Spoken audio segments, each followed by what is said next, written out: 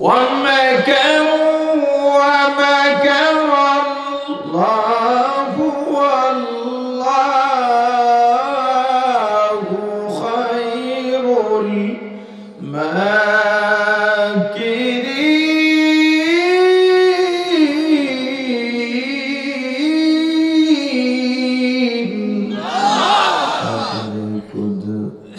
ردت داري بالكمال أنت ربي أنت حسبي ذو الجلال ক্ষমতা কার? আল্লাহ। আওয়াজ হবে আল্লাহর নাম নিতে কোনো লজ্জা আছে নাকি? আরো জোরে বলেন ক্ষমতা কার?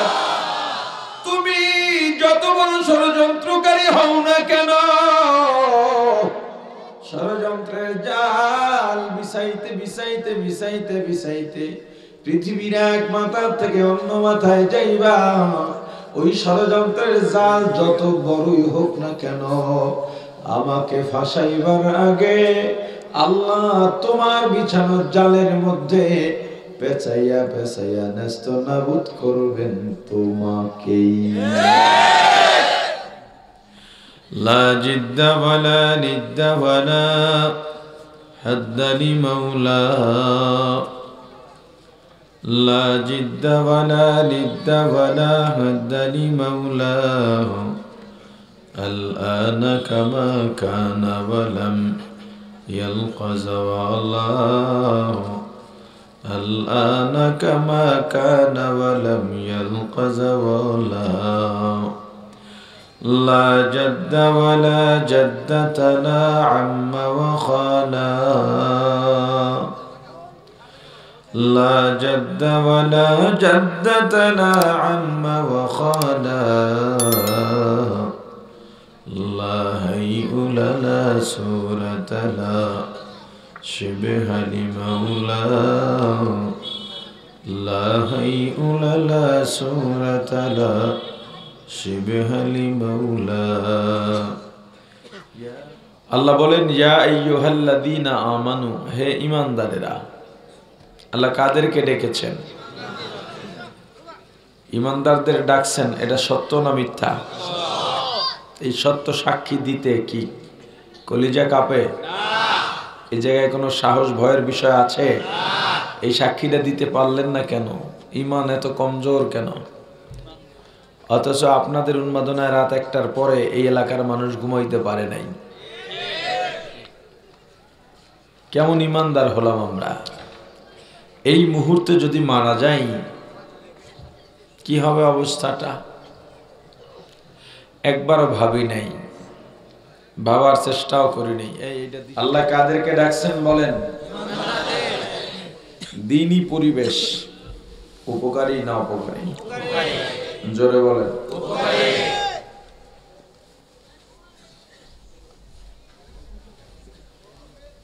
উপকারী বলে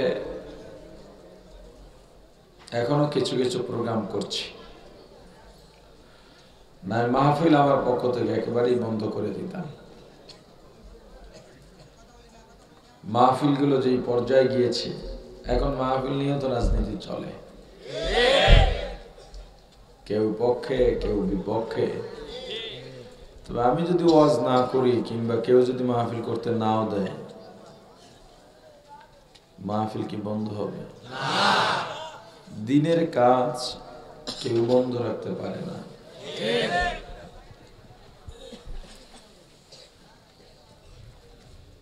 আপনার বিরুদ্ধে, দিনের বিরুদ্ধে কেউ যদি ভালো কাজের বিরুদ্ধে ষড়যন্ত্র করে, তার মনে রাখা উচিত আল্লাহ সবচেয়ে বড় হিকমতওয়ালা। وَمَكَرُوا وَمَكَرَ اللَّهُ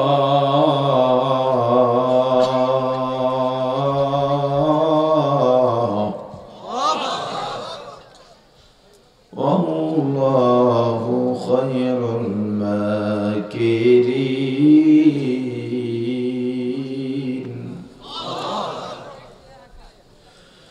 وَاللَّهُ خَيْرُ الْمَاكِرِينَ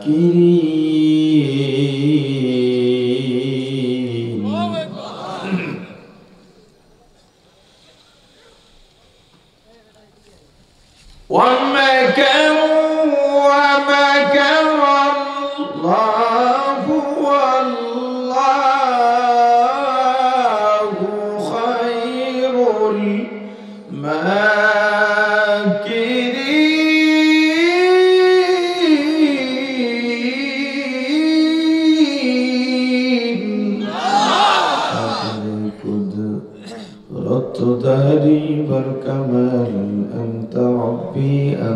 হাসবি যুল জালাল। ক্ষমতা কার? আল্লাহ। আওয়াজ হবে আল্লাহর নাম নিতে কোনো লজ্জা আছে নাকি? আরো জোরে বলেন ক্ষমতা কার? তুমি যত বড় ষড়যন্ত্রকারী হও না কেন,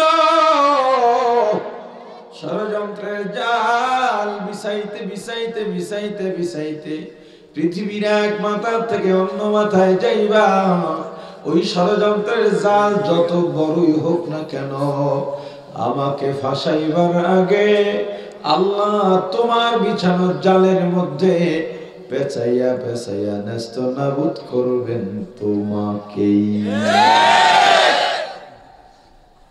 এটুক ঈমান রেখে বসে থাকেন, সব ফয়সালা আল্লাহ করবেন, সব নিঃসন্দেহে। আমি বয়ান শোনাতে আসি, মানাতে না। আমার কাজ শোনানো, আমি শুনিয়ে যাব। এই শোনাতে গিয়াও যদি বিনা কারণে দিনের কথা শুনলে যাদের গা জ্বলে, তাদের আক্রমণের শিকার হওয়া লাগে, হব।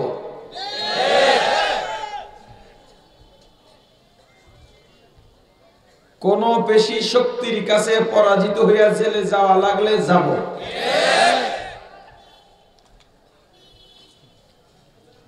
হামলা মামলার শিকার হওয়া লাগলেও হব, কিন্তু আমার শোনানো বন্ধ হবে না, ওয়াজ মাহফিল বন্ধ হবে না।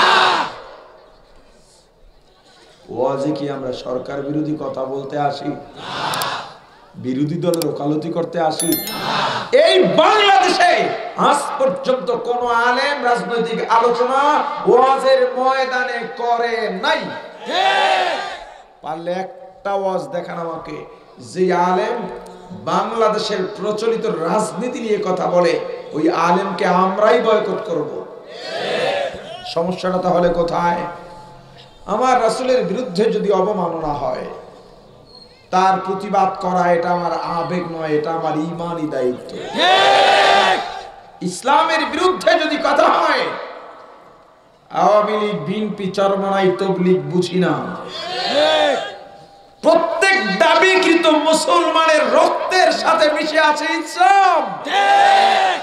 এটা আমার ঈমানের অস্তিত্ব, সেখানে প্রতিবাদ করতেই হবে। সেই প্রতিবাদের ভাষা শরীয়ত নির্দেশিত হতে হবে।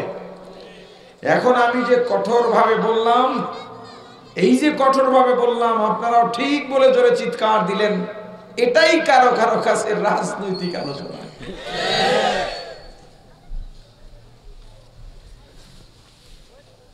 কথা বুঝেন নাই? মজার ব্যাপারটা কি জানেন? মজার ব্যাপারটা হলো,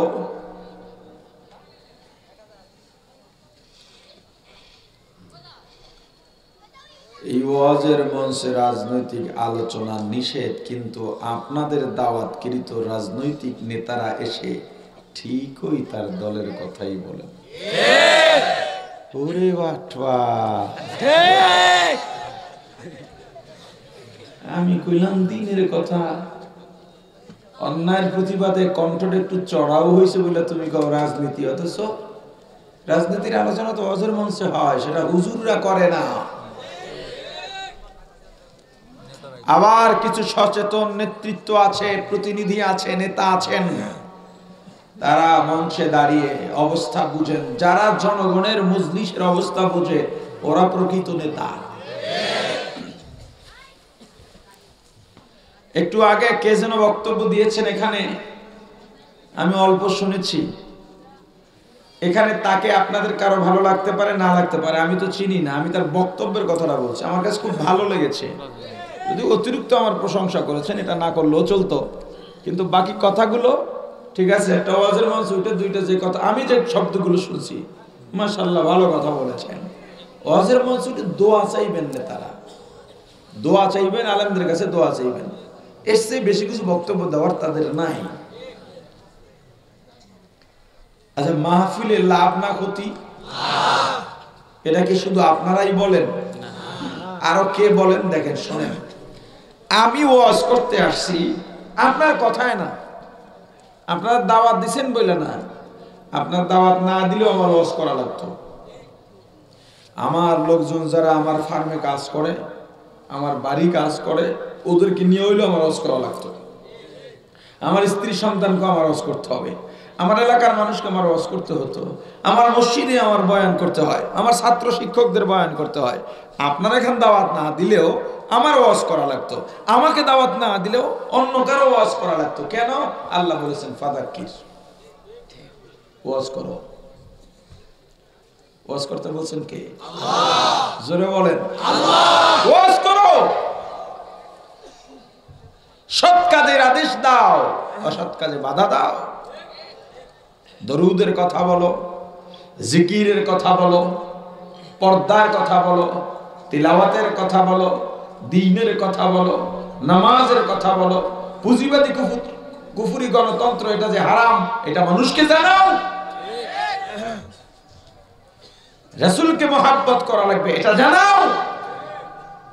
আল্লাহকে মানতেই হবে এটা জানাও। নেতার চেয়ে রাসূল বড় এটা বুঝাইয়া দাও। দলের তলে পড়ে আল্লাহকে ভুলিস না তাহলে জাহান্নাম এটা শোনাইয়া দে। এরকম করছেন কে? আল্লাহ। জোরে বলেন আল্লাহ। কেন ওয়াজ করব? ইন্নামা আনতা মুযাক্কির, আল্লাহ বলেন আমি শুধুমাত্র মুযাক্কির, শুধুমাত্র ওয়াইজ, আলোচক, এর থেকে বেশি কিছু না।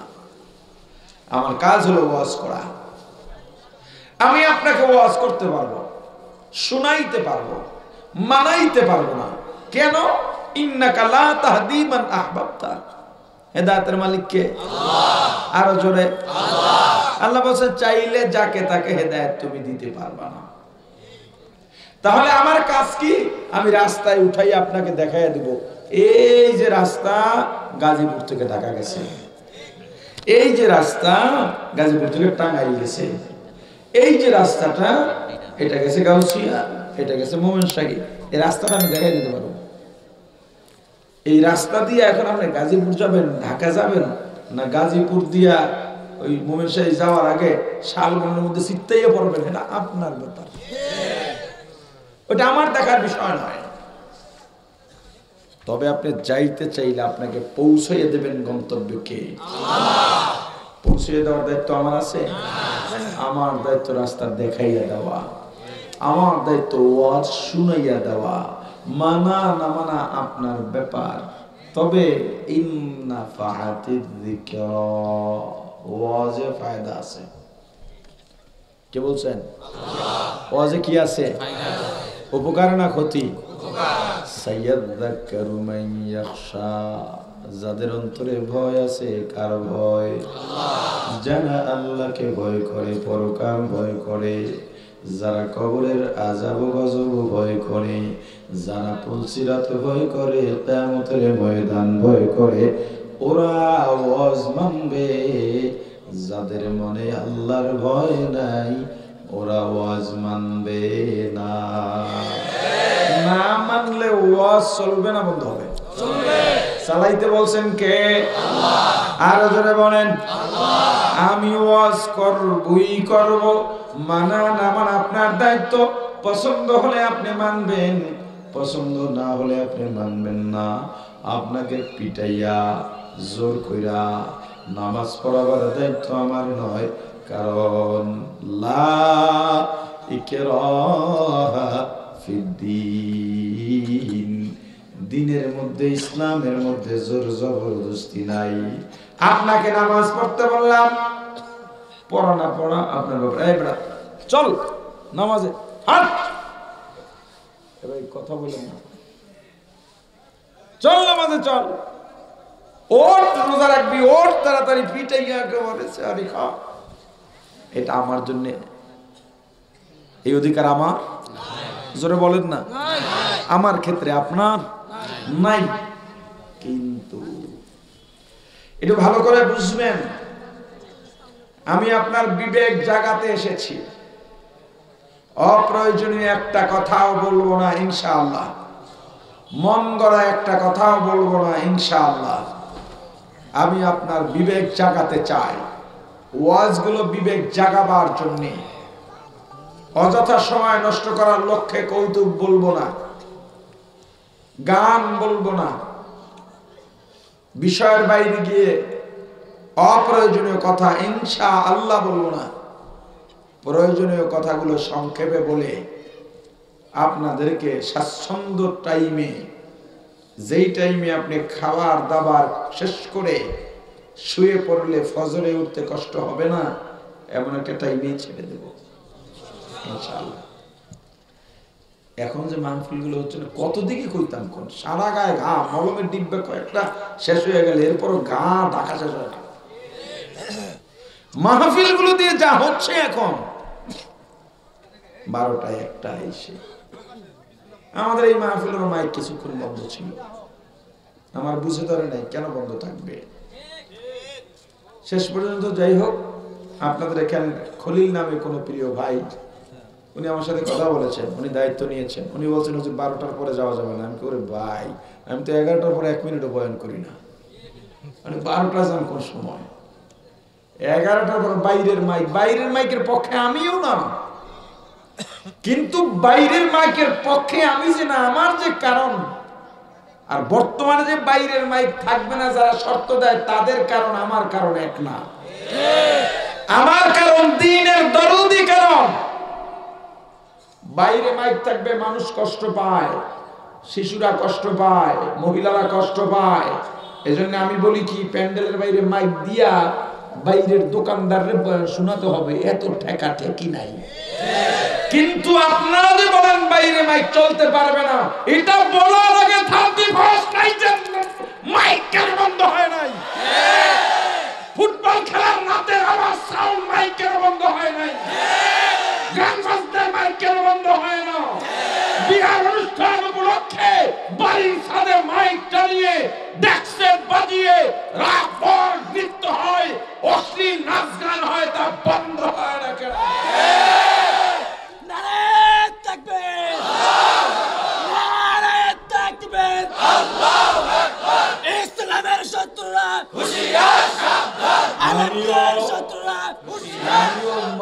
বন্ধের পক্ষে বাইরের সাউন্ডে আমি প্রায় সময়, আপনারা বিভিন্ন ভিডিওতে দেখলে হয়তো পাবেন, আমি এসেই বলি বাইরের মাইকের সাউন্ড কমাও, ভিতরেরটা থাকবে নরমালি, বাইরের মাইক সাউন্ড কমাও, মানুষের যাতে কষ্ট না হয়। এখনো বলতেছি, অপারেটর কোন দিকে আছে, বাইরের মাইকের সাউন্ড কমিয়ে দেন, মানুষের সহনীয় পর্যায়ে যেন থাকে। মোবাইলে কথা বললে যেন মাইকের থেকে দূরে সরতে না হয়, কষ্ট যেন মানুষ না পায়, বন্ধ করেন।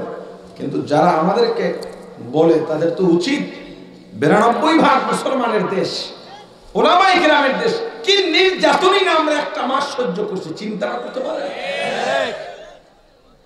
চিন্তা করতে পারেন? পরশু রাতের কথা চিন্তা করতে পারেন? বয়ান করতে পারতেছি না, চারিদিকে দুমদুম আওয়াজে।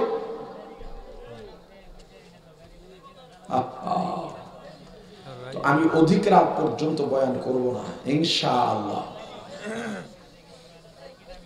যেই যেই শর্তগুলো দেওয়া হয় না অনেক সময় প্রশাসনের পক্ষ থেকে, সব শর্তের সাথে আমি একমত, কিন্তু আমার একমত হওয়া আর মনে হয় তাদের একমত হওয়া কোনো কোনো ক্ষেত্রে একটু ভিন্নতা আছে। রাজনৈতিক বক্তব্যের পক্ষে আমিও না, কিন্তু তারা যে রাজনৈতিক বক্তব্যের পক্ষে না, সেটা রাজনৈতিক বক্তব্য বলতে কি বুঝায় এটাকে বোঝা দরকার। এখানে আওয়ামী লীগ নিয়ে আমার কোনো কথা নেই, এটা তাদের রাজনীতি, তারা করে। বিএনপির রাজনীতি, আপনারা কি আমার দাওয়াত দিয়েছেন এই কথা বলার জন্য? সেটা আমাদের বুঝতে হবে না? আমরা বুঝি না? বুঝি। আমরা তো এই রাজনীতি নিয়ে লাঙল, ধান, নৌকা, পাখা এগুলো নিয়ে আমরা ওয়াজ করি। আমরা বয়ান করে আপনাকে শুদ্ধ করার জন্য আর রাসূলের পথের কথা বলি। সেগুলোর মধ্যেই আবার রাজনীতি খোঁজেন। যদি সেটাকে রাজনীতি বলেন তাহলে ভুলে আছেন। আর রাজনৈতিক প্রচলিত বাংলাদেশে যে রাজনীতি চলে, এই রাজনৈতিক আলোচনা যদি বন্ধের শর্তই দেন, আমাদেরকে কেন, আমরা এটা করি না, করলো শর্ত দেন, ভালো কথা, মেনে নিলাম, মানবো, আমরাও এটার পক্ষে না, কিন্তু আমাদের সাইডে ফাইডে যারা মাইকে বক্তব্য দেয় তারাও যেন রাজনৈতিক কথা না কয়। ঠিক আছে না?